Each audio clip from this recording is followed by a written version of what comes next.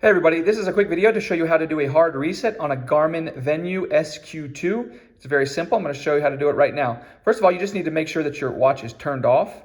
And then once it's turned off, you're going to go ahead and you're going to come in and you can press and hold simultaneously the bottom and top buttons on the watch.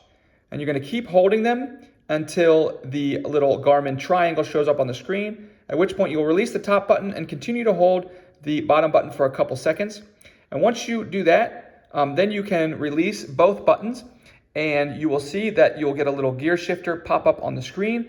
And that means that it has worked. It is going into the factory reset mode. So once you do that, it will delete everything, all the phone, whatever phone it was paired to, any settings and anything like that that has been saved onto the phone.